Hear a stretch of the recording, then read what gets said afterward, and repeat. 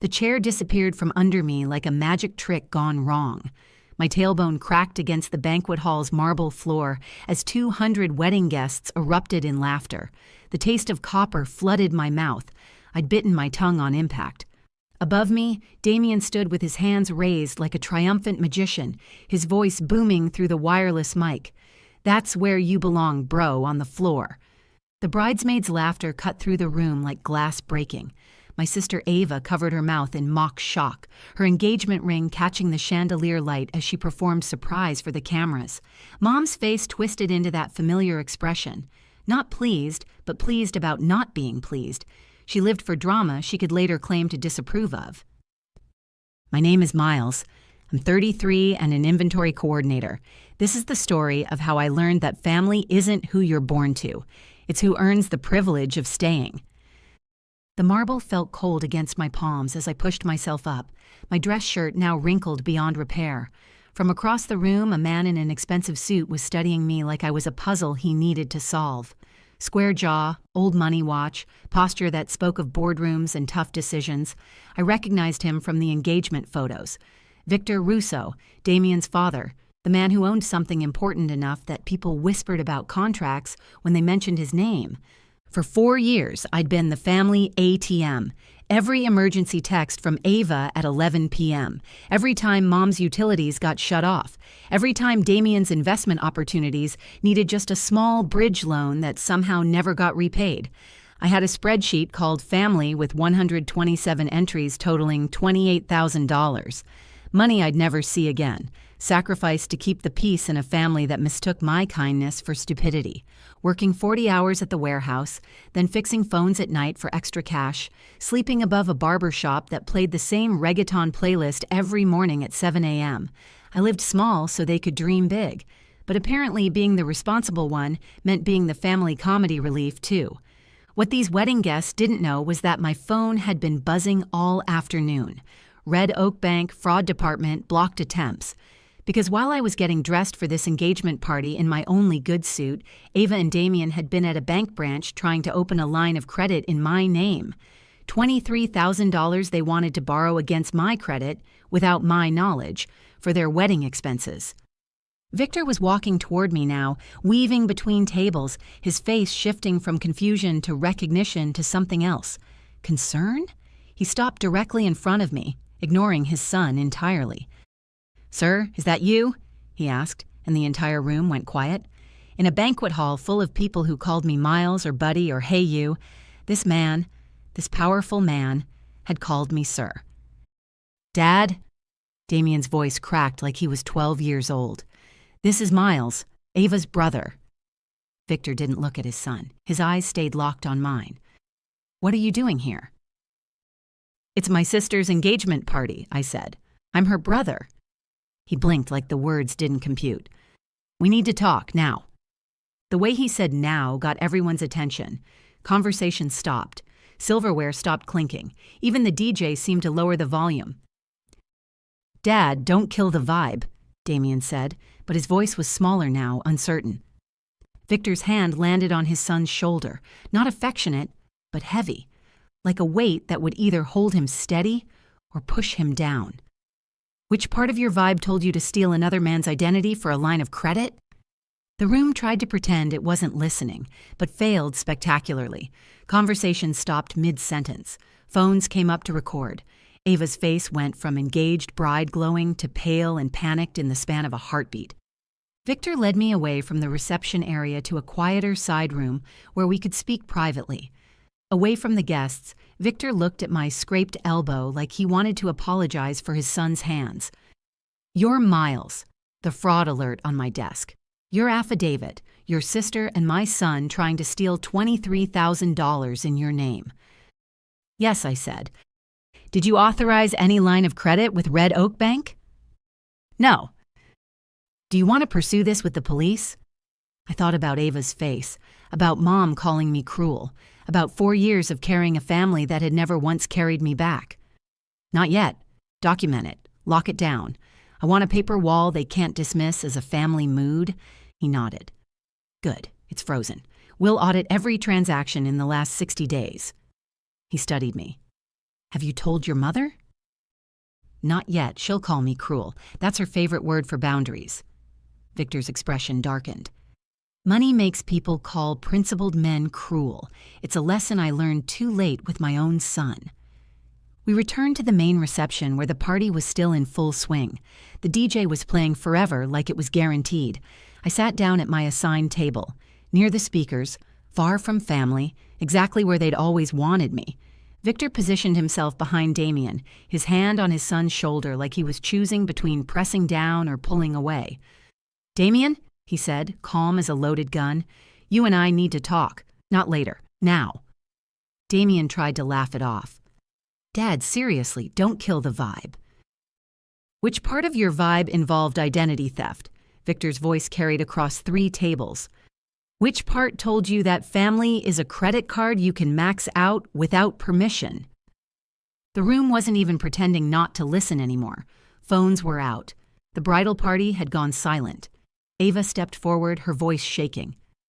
"Victor, there's been a misunderstanding." "No misunderstanding," Victor cut her off. "Bank documents don't lie. Security footage doesn't lie. Attempted fraud doesn't lie." He looked at his son. "You're going to apologize to Miles for the chair and for the identity theft, both, right now." Damien's face flushed red as the chandelier lights. "You're embarrassing me." "You embarrassed yourself?" Victor replied. "I'm just making sure everyone knows it." The apology was weak, muttered, eyes on the floor. "Sorry, bro." Victor wasn't satisfied. "Now the other thing, the $23,000 you tried to steal." Ava jumped in again. "Miles, don't be like this over a misunderstanding." "There it is," I said quietly, standing up. The room was dead silent now. The word, misunderstanding, like identity theft, is a communication problem. I reached into my jacket pocket and pulled out an envelope. Bank documents, fraud affidavit, and a printed copy of my family spreadsheet. 4 years of every loan, every emergency, every time I'd said yes when I should have said no. "Here's what's going to happen," I said, my voice carrying clearly across the silent room. "No more access to my name, my social security number, my credit, my address, or my money. No more emergencies at 11 p.m. No more just until Friday that turns into forever."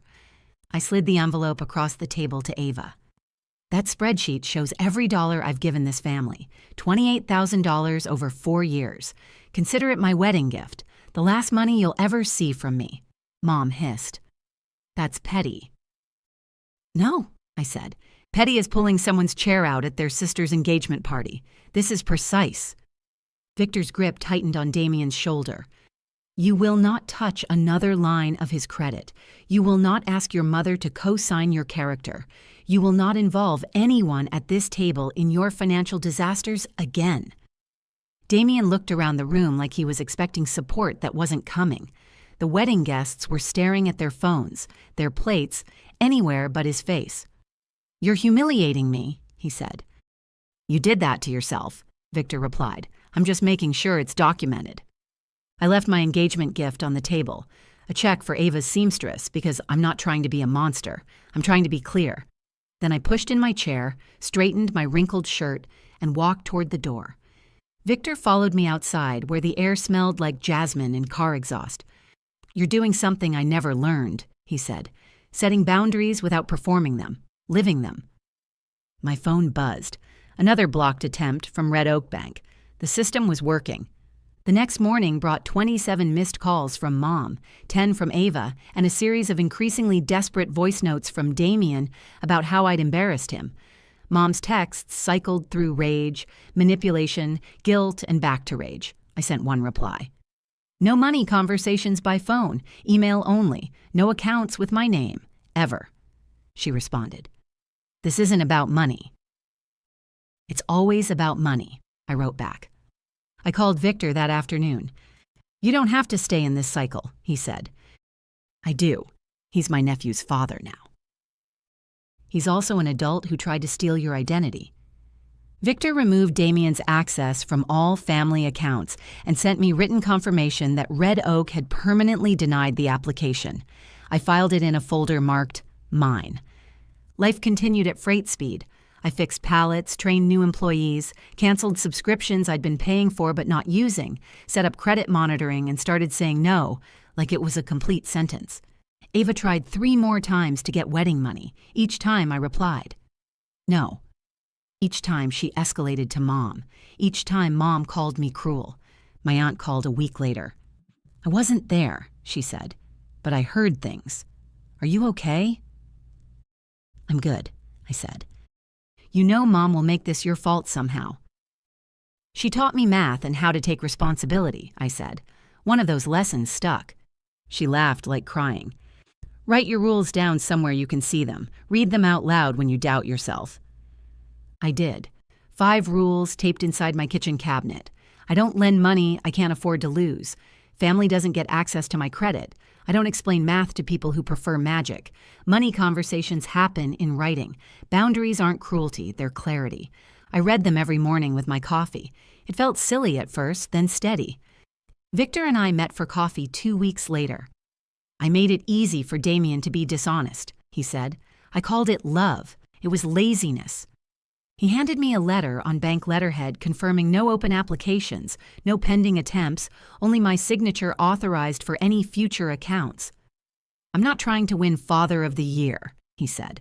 I'm trying to build a fence between my son's problems and decent people's credit scores. The blowback came in waves. Damien posted about real men providing for family on social media. His friends sent me messages calling me selfish. I didn't respond. Mom showed up at my apartment unannounced. I texted her. Email only, and didn't answer the door. She left oranges on my doorstep. Even disappointed mothers love citrus. Ava sent me a spreadsheet of wedding vendor payments 3 months later. We're handling it ourselves, she wrote. Good, I replied. Handle all of it. The wedding happened without my financial contribution. The guest list was smaller. The flowers looked store-bought instead of designer. The cake had 2 tiers instead of 4. But it was still a wedding, and they were still married, and somehow the world didn't end just because Miles, the ATM, had gone offline. 6 months later, life was boring in healing ways. Scam calls stopped getting through. Bank alerts felt like helpful neighbors instead of air raid sirens. I moved to a bigger apartment with actual sound insulation. My family tab stayed at 0 for the first time in 4 years. Ava and I text occasionally now, about weather, about TV shows, about anything except money. It feels adult. 2 years after the engagement party incident, Ava and I have settled into a new normal. She's still married to Damien, and they're managing their finances without involving me. Our conversations stay surface level, but they're genuine. We've both accepted this is who we are to each other now. Mom still sends bird photos and grocery store deals, but when she says family first, I change the subject to blueberries or the neighbor's new dog. Mom eventually stopped asking me to reconsider my boundaries. It took her 8 months to accept that I meant what I said, but she did. She never called them fair, but she stopped calling them cruel. Victor and I exchange Christmas cards now. His says, "Thank you for teaching an old dog that love has limits." Mine says, "Thank you for showing me that some fathers actually protect people." Damien is still Damien, posting motivation quotes and calling waiters chief, but he's never tried to use my name on anything again. Turns out, having your father publicly dress you down for identity theft is an effective deterrent. Sometimes I think about that engagement party, the chair disappearing beneath me, the laughter, the taste of copper in my mouth. But mostly I think about what came after. The moment I realized that the floor wasn't where I belonged. The floor was where I'd been put by people who mistook my generosity for weakness. Getting up from that marble floor was the easy part. Learning to stay standing, that took practice. But every morning when I read my 5 rules out loud, every time I say no without explanation, every time my phone doesn't ring with a financial emergency that isn't mine, I remember that boundaries aren't walls to keep love out. They're foundations that let real love grow. If you're reading this and you're tired of being your family's ATM, tired of having your kindness treated like stupidity, tired of being the responsible one who gets no respect, I see you. Your instincts aren't wrong. Your resentment isn't petty, and your bank account isn't a public utility. Document everything. Set your boundaries in writing. And remember, People who get angry when you stop letting them use you were never actually grateful in the first place. Before you go, here's a quick bonus for sticking around. If you love learning and growing like I do, you need to try audiobooks. I've got an exclusive deal with Audible. Your first month is completely free. That's access to over 500,000 titles, zero cost to you. All the details are waiting in the description.